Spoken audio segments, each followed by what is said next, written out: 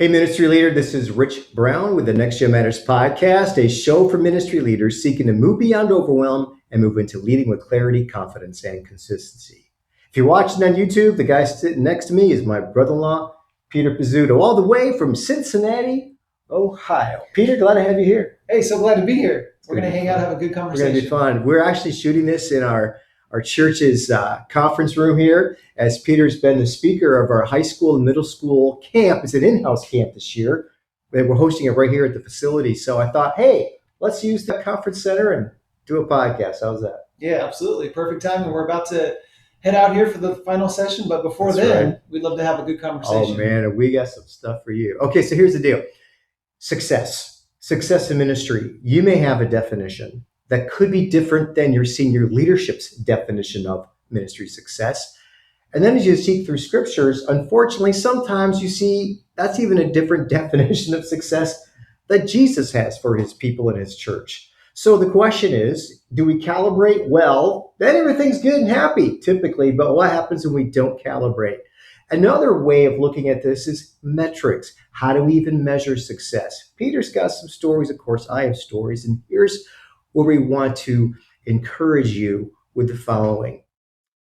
How do we tape measure success? Because so many of us, I've grown up in a culture where success in the local church is defined through the program, or let's say the structure.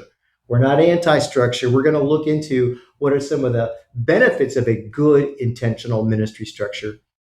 There's also a dark side and a negative side to structure. So Peter, we're going to jump in. Take us back to that whole 2020 year that we all know the world shut down. In March, it was the second week. Do you remember that? It was the second week of March back in 2020. Before that, what was going on in your ministry there in Cincinnati? Yeah, so it was my last job that I had worked at in the local church and was on staff there for about 11 and a half years. I had graduated from Liberty University, got my master's in apologetics, worked at 2 churches in California, and then one more church in Ohio before I finally landed at the last church I worked at. So at this point, I was really focused on, okay, I really want to plant my roots here. Mm-hmm. I want to see some students come up through the ministry and be there for a long run. Right. So got there in 2014, and every year we were growing and more students were coming, and we were getting them connected to small groups, having good momentum year after year. So right around 2019, we really hit, in my experience, for being there for that long, we kind of, I guess you could say we were peaking. More students than we've ever had before, more volunteers, all those things. Things are clicking on all cylinders. We actually just got our youth room renovated in September 2019. And if you're from the Midwest, by the way, or you travel through the Midwest, 75, goes from Cincy up to Dayton, et cetera, up to Canada. Anyway, then you got Interstate 71, Cincy to Columbus. They're the church that was right next to, or is right next to, Kings Island amusement park. Mm-hmm. And yes, you were just having the whole major development in that building. Yes. Yeah, so it's an old movie theater that has been renovated, and the student room was the last one. It was a massive renovation, and the student room was incredible. Opened it up, had a great kickoff back to school bash, and then 2020 happened. Yeah. And, I'm not sure what it was like in your setting, but it radically affected the majority of churches. Yeah. And we weren't meeting for a couple months. How long can you Zoom, right? Oh, yeah. It was terrible. I think everybody I talked to was like 2 or 3 weeks. It's kind of like, okay, exactly. we're done. Yeah, it was Zoom exhaustion, fatigue was real. And no one wants to be on Zoom, especially students. Well, that's how they did school, right? Yeah. But here's what we realized. We realized that once we did the Zoom thing, tried all that we could, but when we started to gather again, even after things started opening up, we saw a major reset button was pressed, and it really got me thinking, man, was there something that I could have done, or we could have done as a ministry for years instead of doing what we did do, so that when the doors opened, everybody was right back together. So I wondered, and I really started to reevaluate everything. Because you, me, so many of us are so program driven that when the program wasn't available, what do we do? And I think the why question, not the what, but the why question really kind of emerged. Yeah. Like, why do we do this? Is it truly about developing disciples? Well, then the how may look different than it was before. Mm-hmm. I've talked to so many who've actually, they did some pivots and they've stayed with their pivots Mm-hmm. because they found themselves serving students better, not the structure, as they calibrated some of the structure. So, hey, that's what we're going to look at and look into and have this conversation. So, Peter, something you and my sister, your wife, were talking about last night was the idea of people over program, or you would call it over hype. You call Yes, it the heart over heart hype. over hype. Yeah. Yeah. So Let's walk into that a little bit. yeah, leading up to 2019, we had monthly outreach events, which nothing wrong with those. Right. That was a massive front door to our ministry, Mhm. and we use that on campus to really give students the opportunity to invite their friends. Yep. So very, very effective. But what I realized during the pandemic is, okay, they love these events. They want these events. Some of them are like, hey, we miss not having our groups on those nights. When you say groups, walk me through that. Yeah. So group time would be, we'd have program for 45 minutes. Okay. And then we'd have group time. Well, actually, before the pandemic, it'd be program for an hour and then a half hour of groups. Okay. But what we realized is, and what we all know this to be true, the church is, God created it for connection. Yeah. For community. So it felt like, looking back now, man, I put a lot of eggs in the basket for the front door. Mm-hmm. But then when the front door, the program was taken away, mm-hmm. and the back door is groups, meaning, by that I mean, an event is designed to invite somebody in. But like you said, what's the church all about? We're about making disciples. Mm-hmm. And I thought, man, this really got me to rethink everything, specifically into people over programs. So what that means is programs are important, but we're not program directors. We're pastors. Yeah. We're not trying to put on a show, right. quote unquote. I remember I would talk to my team about this. We would do some openers or really cool creative things. Yeah. And I remember in junior high ministry, I would talk to my junior high director and we would just talk about, man, that was really cool. There was a lot of effort that went into that, but the junior hires is they don't even appreciate some of the creativity and whatnot. Right. And what we realized, especially the pandemic, just kind of reset our mindset to know people just want to know that they're cared for. Does somebody know my name? Does somebody know where I'm at spiritually? Mm-hmm. Are they helping me take steps in my faith? Forget the most creative thing ever. I mean, that's not really what the church is about. Should it be creative? Yes. Right. Those are all good things. But at the end of the day, people over program means we need to be putting all of our thoughts, energy, and effort into shepherding and discipling the people more than thinking, oh, what's the next best creative thing we can do? Right. And I know you do as well, but I value highly intentional ministry structure. Me too, yeah. But something that I would say in my university days of teaching in the classroom was the following: use your structure to build your students. Do not use your students to build your structure. Let that hang in the air. I grew up in the 1970s. Daddy, being a preacher, really tied up in the church growth movement, which I do. I sincerely praise the Lord. There was a commitment to, we've got to go into, back in the day, the King James, the highways and byways, compel them to come in and use the program to do it. Again, I think there's some good and excellent value of that. But what I also saw as a teenager myself was we were using people to make us, not me, I was a teenager, but my dad, his peers in ministry, to make them look good. Right? That's just really raw and honest. Mm-hmm. And then you think about when I jumped into youth ministry in the mid 80s, I began realizing, I'm doing the same thing.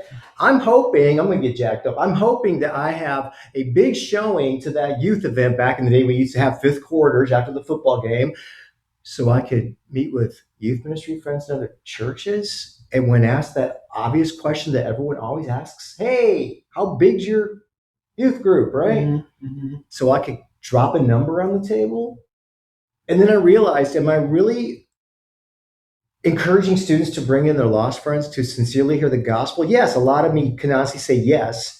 But I'm being honest, I also had that in the back of my mind.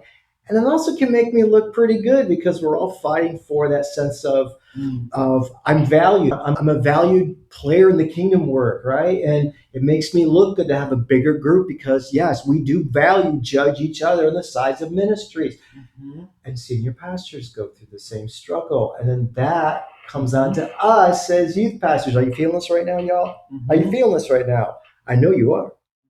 So many of us, the metrics are the numbers. Mm-hmm. And what can be lost in that, I know I'm getting jacked up on this, but what can be lost on that is the why. Am I really concerned about that 96%? That's last episode. Matt McClay did a phenomenal job. And by the way, I've still been in contact with Matt. Every one of those students who received Jesus have been baptized or being baptized within 2 weeks of this recording. Bam! That's awesome. So it's truly about making That's disciples, amazing. just not making, to use the phrase, decisions. Mm-hmm. Okay. So we are all about outreach, but is it truly about the first step in the process of becoming the disciple that Jesus has called us to be? That's what we're talking about here. It's just not metrics as far as numbers, but we see the 96% of law students coming in the front door. Yeah, we do some attractional things, sure, but is that the goal? Yeah. So Peter, let's walk through that. When I said that phrase, using the structure to build your students, what you've heard me say that before, but what goes through your mind when you hear me say that for probably the 13th time for you to hear it? Yeah, well, obviously we're trying to let them, and ultimately sanctification is what it is. Ultimately to become more like Jesus, because the gospel will bring numbers. If the gospel's going forth, then numbers come. Yeah. So that's why it's not as important to focus on the numbers. We need to focus on the gospel and sanctification. Mm-hmm. And that's what's so hard. And I've been the youth pastor who did all the things. Yeah. All the giveaways and the hype and all the, all the stuff, all the things you could think of, I tried and did. And as I was thinking about that, I thought, man, we can get more kids in the room than what we can disciple. So that becomes a problem. Okay. Which means if we're going to grow numerically. Yes. And by the way, y'all, where we met, I got to drop this back a minute. Let me drop back in coverage. Okay. Peter was 19 when I first met him. I was the new youth pastor in his home church, literally just outside of Seattle. It was like the next suburb out of Seattle, Washington. And I was his youth pastor as he was a freshman in college in the junior college, his local school there. 19, you were the game guy, the fun guy, the game guy. You were the drummer in the band. You were ninth grade guys leader. And we connected just like that. Yep. And it didn't take long at all. 3 years later, my younger sister, 18 years my younger, is my summer intern. They meet. And the magic began to happen. And I actually got to do their wedding a couple years later, which their anniversary is this coming weekend. Don't forget it, by the way. It's this coming weekend. I got it. Thank you for the reminder, though. 20, how many? 20. 23. I know that because we moved to Lynchburg, Virginia. Their wedding was actually part of our move from Seattle to Lynchburg, Virginia. So anyway. You just missed me and had to move out. I was so thrilled that my baby sister, my beautiful baby sister, who's now this young adult, this young woman of God, who had a heart for youth ministry, taking a youth major, was now seriously beginning to date one of these great young men in our youth ministry, one of my leaders. And I'm like, okay, Lord, let's make this happen. And he did. You got 3 awesome young men too, by the way. So Peter, we've had a long, long journey together. I like to tell your sons, I met I knew your dad before your mom knew your dad. And I know, of course, your mom before your dad knew your mom. They're like, what? Then they got older and figured it out. Okay. So we've had a lot. We served together. I mean, you were one of our leaders. Mm-hmm. You were the camp guy with me and all this. A lot of coverage we've done. We both have done well at focused, intentional structure. Mm-hmm. But with that said, I would say so many times when I was your youth pastor, when you were one of my leaders, we only grow big if we keep quality in the sense of growing small. That makes sense at all? Mm-hmm. We only grow big in a healthy sense. We only grow big as we have that quality control, if you will, of being healthy as small groups. Yep. And that's what you're talking about. Is it not, or am I That's exactly right. Okay, so That's go exactly with right. that. Yeah. Which, by the way, before NGM, Rich, there was Professor Rich, Dr. Rich, and before that, there was Youth Pastor Rich, and I got to see all of them. I went from Pastor Rich to Doc Brown to, it's my brother-in-law. That's my dude. I got to see you in the real world doing real ministry, Yeah. and it impacted my life greatly, and I wouldn't be where I am today without your influence. So thank you for that. You. You're welcome. And, it's been a joy to learn from you and see the amazing fruit and impact that you've had. And a lot of what I do was influenced by you. Mm-hmm. So, yeah, I would realize that we could get a lot of kids to an event, but on the back end, and I know I'm kind of speaking mechanically, but as far as someone who can disciple these kids, know their names, go to their things, have them over, we were very overwhelmed. So it was always a battle of groups were being too big. Then you have to split. And you guys know if you have to split groups, that's the worst thing because kids always leave. Man. There's no easy way to do it, which is just heartbreaking, heart-wrenching. So I pivoted after 2020 to, instead of trying to think about outreach as much, which I know that might sound heretical. That's not what I'm saying. What I'm saying is I wanted to increase group leaders, increase their capacity, try to recruit more, train more, so that we could support the students there properly, disciple them, because if they're being discipled properly, they're going to be sharing the gospel to their friends, and that's where growth happens. It's not, that's the fruit of it. So small groups is everything. I think we're really seeing this now, that kids are really hungry right now, and they don't care about the bells and the whistles, the fog, the lights. We're seeing that with 20-somethings. I mean, and even beneath. You're what? Yes. Danielle was at this church. They just have left their church, and God's put them in a different ministry. But Danielle was actually on staff as the young adults director of their church. She was seeing in 20-somethings. We have seen this here in 2026, the last few years of young adults wanting more of that, almost like, to use the phrase, simple church model. Yes. They want worship. They want authentic time in the Word. They want connections. Yes. And that's also true because I'm here, the 11th, 12th grade guys. I met with them this morning. You see, I'm Gen X. They want the same thing. But see, I was Gen X, and I think when I was at that age, church was, if I just can put an overgeneralized statement out there, boring. So when we saw worship being a little bit more upbeat, when we saw more exciting things happening, more creative things happening, there was this genuine yearning to see that. But now I think that's almost swung too far. And now this generation, right now is currently running back to the authentic worship, stripped back. I know they crave reverence and they don't even realize it. Because when they see it, they're like, okay, something here is different. There's something different and I love high energy. I love all that stuff, but there's a craving for reverence. There's a craving for authenticity. Right. And you know that authenticity has always been at play, but now more than ever, there's more reverence, more authenticity and connection. That's really what everything should be focused on. So let's jump back into the front door. We have in my terminology, 4 levels of ministry: entry, then evangelism, then edify, then equip. That's how I process through things. And you learned that from me back before I was Doc Brown for you, just Pastor Rich kind of thing. Our front door, entry point, the entry level, then the sharing the gospel, the evangelism side. But sometimes what we forget is then the growth side, the edify. Indoor within, we forget to teach them how to do ministry and provide opportunities, thus the equip. Or we focus just on the back end of just edify and equip, and we don't have a heart and passion and ministry mindset for the lost.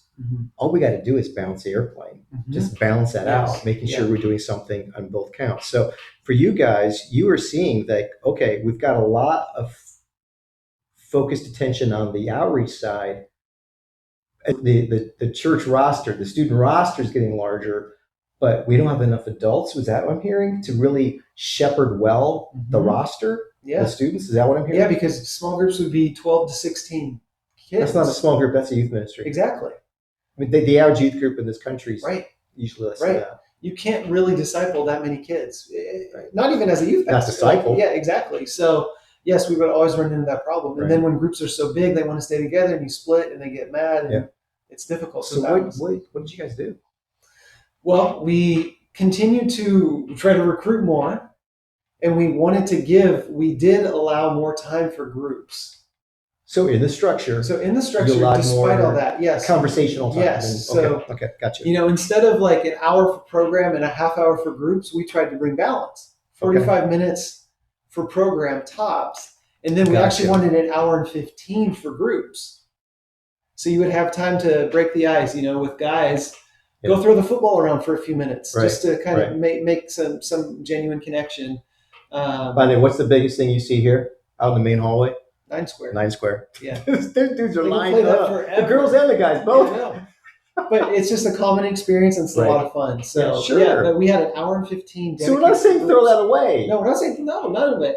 We just needed to prioritize group time more, and then we were working so hard to just get more leaders so they could come in, we could get the groups. The ideal size is probably 5 to 7.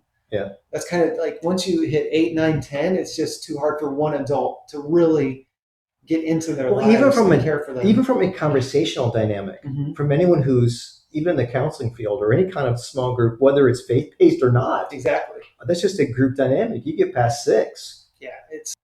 There's not room for the others to talk because you always have the alphas that dominate, and that's a whole other conversation, but still. But then to truly even go beyond conversational spiritual talk to then truly discipleship, it's probably even a tighter circle. And we're not going to really in this episode unpack what we think traditional discipleship, Doug Franklin leadership, type discipleship, which that's a shout out to Doug, by the way. He's a friend of mine. But Peter, sometimes people could hear us talking and think, so you guys are against structure, right? No. Let's think of some things where intentional structure, ministry structure is beneficial. So bring me into the conversation of why does it benefit us? Well, I think students like the safety and security of order and structure. I think if you don't start when you say you're going to start and you don't end when you say you're going to end, slowly kids figure that out, and then they start becoming a little bit more.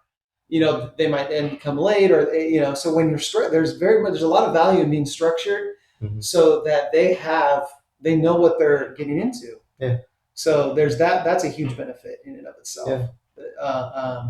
It also helps your volunteers because if everybody's late to a meeting, then they're not going to take it seriously. Because the pre-service meeting is really important just to get everybody's head in the game, pray. Same page. Yeah, get everybody on the same page and help them focus. Okay, for the next hour or 2 hours, we're here for these students. Yeah. So intentionality and structure is huge. Because it helps everybody get on the same page, and there's safety and security in that. And when you're focused on a specific goal, you can then meet that goal. And how do we best meet that goal? It's reverse engineering. So even that particular night, Wednesday night, Sunday morning, whatever, in your cultural context of ministry, what is my main goal for that night? Even you as a speaker tonight with us, you have one main point. Right? And that's true, just not for as a speaker, it's also for the whole structure. What's that one main point for the evening? Then we back up and go to how we're going to meet that goal. Yeah. So there is a benefit to structure. If you don't want to have structure, then why do we have traffic lights? Yeah, exactly. Why do we have curbs? Why we have to have healthy boundaries, and that's all they are. It's like we want to keep God's ministry moving further, faster. But what are some of the dangers of structure? Yeah, and let me just say one more point to the positive, and then I'll go into the dangers. We show up on time and excited for something we're serious about. So, students can know if we're late or if we're, running past deadlines, students will know something's off here. Yeah. They won't be able to put their finger on it. But if it's something we're passionate about and means something to us, then we will be on time. We will be structured. The dark side of it, that's a good question.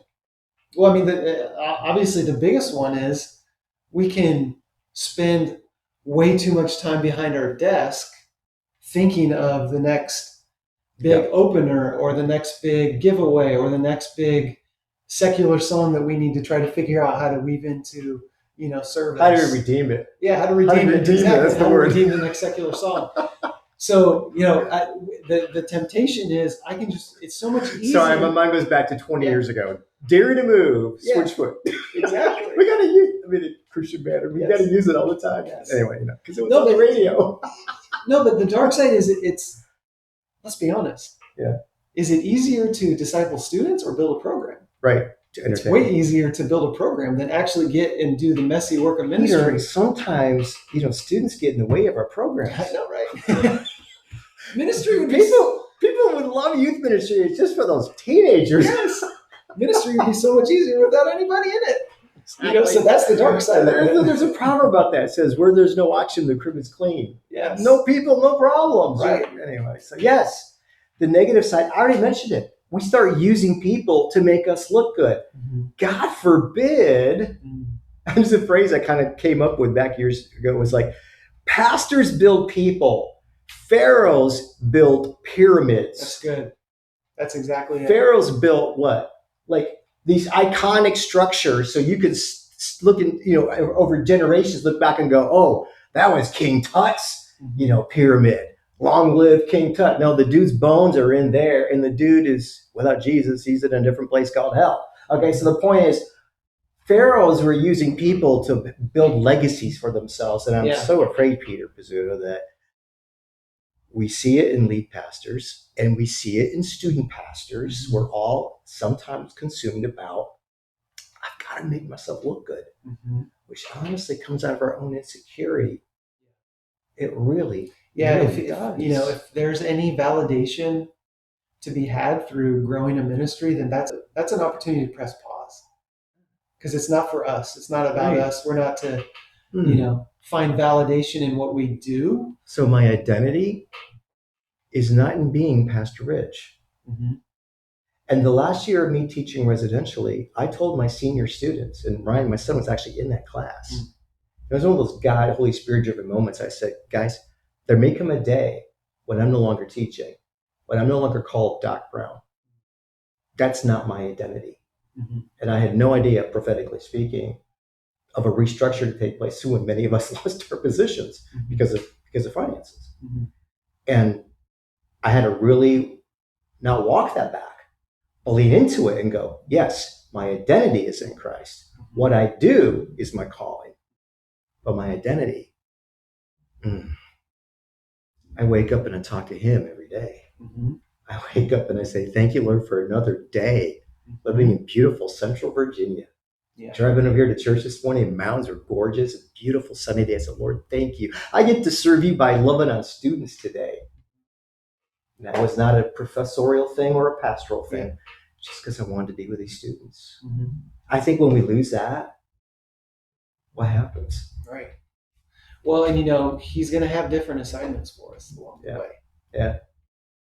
Yeah. So we can reach whoever he needs us to.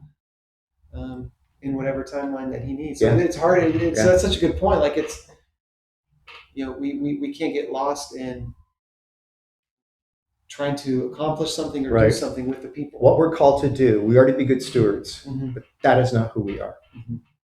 And I think, unfortunately, that's one of the dark sides of the program, is because we're the program director. Yeah.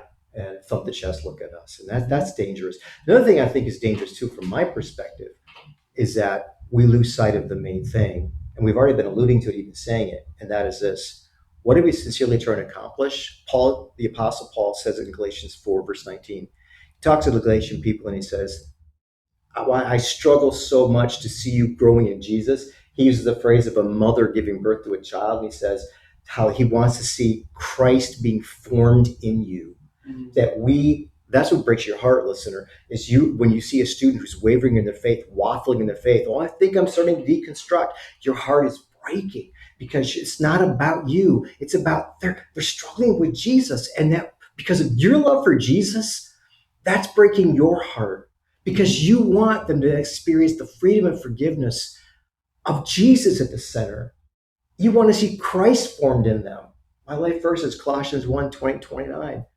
That we preach Jesus to see them become totally conformed to his image.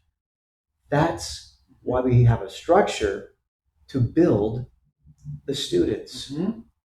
And we have those small groups to see Jesus truly formed in them. I think the real test is, where are they going to be in 10 years? Yeah. And there's a verse. Did you catch that? Where are they going to be in 10 years? Right. And most of us now listening have been in ministry a long time. Well, and I'd love to come back and have another conversation with That's you, because I'm working now with an organization that is thinking of the 10 years and what happens when they leave high school. Right. Because, back to your question, like, what are we trying to accomplish? Yep. A verse that's really stuck out to me, one of my favorite books of the Bible is Ecclesiastes, which I say that, and that's ironic because it's a very depressing book. But finished listening to it today. Yes, in fact, I'm going to drive over. But King Solomon, the guy who was the wisest guy who ever lived, he had everything, and then he asked God. God asked him, "What do you want?" And he asked for wisdom, and God gave it to him. So he had the supernatural wisdom, and he writes this book. And at the end of his life, he's done everything there is, all that the world has to offer, and he says in Ecclesiastes 12:1, "Remember your Creator in the days of your youth." So it'd be like, sitting down with your grandpa and asking him, "Hey, what's the most important thing I can do as a teenager?" And he's saying, remember him when you're young. And he talks a couple of verses later about seeking knowledge and seeking God. Yes. Seeking knowledge of God and seeking God. Yeah. So there's something that, what am I trying to accomplish as a student pastor? It was all about making sure that they have a personal connection with Jesus and remember him while they're young. Because if they can do that, Jesus will shape the trajectory of their life. So where are they going to be in 10 years? Even with these upper level, these high school guys I have, I'm really speaking into them on that. I said, I'm not calling you boys, I'm calling you men. Mm-hmm. I said, do not look in the rearview mirror of your lives. Look in the front windshield. Be thinking as you're leaving as juniors, seniors now. This is summertime as we're recording. As you're stepping into your senior year or your junior year, before you know it, you're out of high school. I want them to be positioned to embrace an adult walk with Jesus. Come on. Mm-hmm. Amen. And I think that's Mike McGarry, shout out to Mike on that, speaks so much of that. Youth ministry theologian. If you follow Pastor Mike, he's an incredible guy. And he talks a lot about that. Our goal is not to raise godly teenagers, it's to raise godly adults. Matter of fact, to help with that, this is random, but it's not. So in 2 hours, right after your session, my wife and I are meeting with the parents of the students. Not sure if you can hear this in the background. I hope you can't, but they're practicing for lip sync contest right now. That's probably actually worship. The lip sync competition. That's worship. They're getting the worship. You can hear the subwoofers. Yeah, but I'm saying during the lip sync, the last event of the weekend, Janet and I are meeting with the parents to talk through how, just encouraging them how they can carry forth what they've been learning from you on your content with them, and then speak into their lives, how to encourage them to help their own adolescent go further faster with the gospel. Yeah. And that may sound to you like, well, what does it have to do with this conversation? Everything. Because we're Ephesians 4, the church, raising up mature followers of Jesus. Ephesians 6, dads, moms speaking to the lives of their children, nurture and admonition of the Lord. Yeah, you'll like this. You love baseball. I know. I love baseball. So, I see youth pastors. We're a relief pitcher. The parents are the ones who are the starters. Okay. So if we can equip parents, they're the ones that are in the game with their students so much more. Now, a relief pitcher, we can make a difference. Mm-hmm. But the more connection we have with parents just goes back to the whole discipleship side of things. Yeah. See what I'm saying? Yeah, and let's go further with that. Great one. I never heard that before. But who usually makes it in the Hall of Fame? Starting pitchers or relief pitchers? Who are they going to remember more? Well, there goes the mic. Who are they going to remember is their parents. Exactly. So much more than us. Yes. So much more. We can set the parents up with some success as much as we can. Yeah. It makes all the difference. That's right. You're going into a new ministry. You've actually started it. Take us through that a little bit, because this actually calibrates into what we're talking about. Yeah.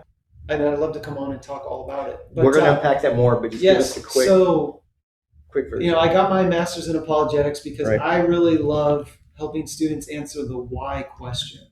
If they've grown up in church, they know the what. They've heard the Bible stories. They know all the things. So if they've grown up in church, it's time for them as a teenager to understand the why if they're not going to turn away from their faith, because they're going to get challenged in college or the workforce or whatever. So we want to start preparing them for that now. And if they haven't grown up in church, even better. We want to answer their questions. Absolutely. So I work for Why to Believe. We are strategic partners with Liberty University, where theology students can go and work with our organization and go be a free resource to churches. So we can come in, we can speak one night, 4 nights, we can do Bible study. It doesn't matter. It's whatever the youth pastor needs. We can just be a support for them. They can, have a couple weeks off. We come in and we have some. Yeah, and you guys are coming to be 4 weeks with us. Yes, in the fall with our ministry here. Waymaker, yep. So I'm passionate about helping students deepen their faith. That's what we do. Also give them a couple of tools and questions to help them share their faith in a less intimidating way and winsome way. Yeah, I love the way it's packaged too. Or it's framed up as winsome. In other words, First Peter 3:15. Yeah. The third part of the verse is forgotten.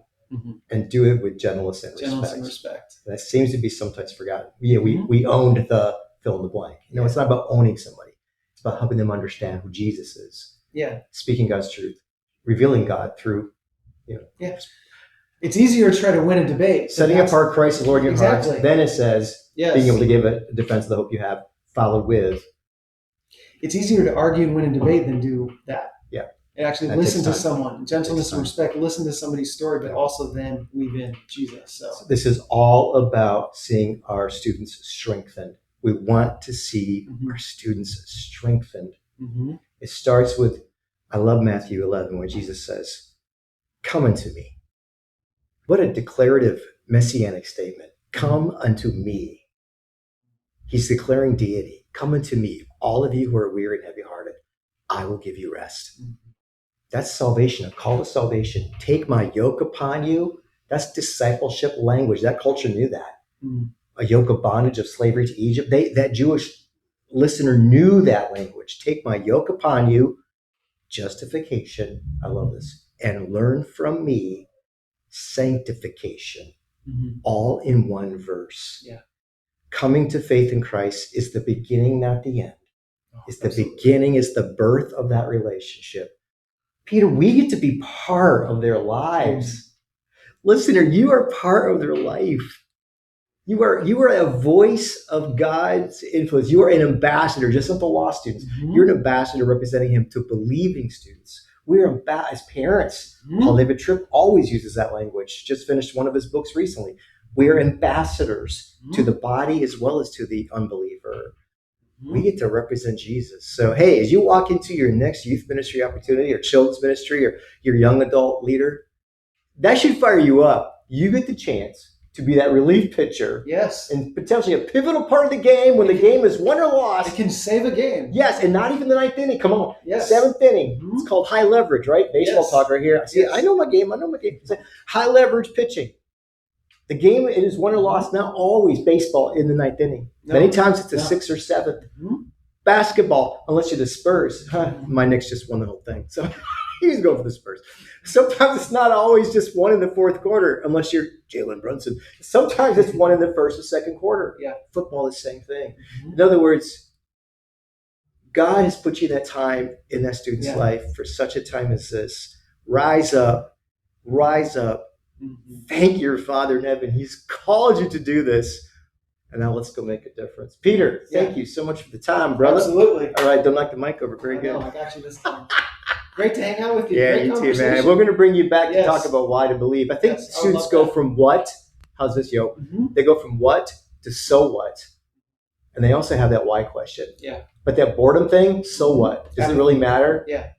Wow, there's a lot more to unpack with this. Yes, Let's there do is. that soon. Okay, guys. Hey, thanks again for listening. Remember, your ministry matters and your leadership matters because the gospel matters. So keep pressing on for the kingdom of Jesus' sake. Thank you for listening and have a great week. See you guys.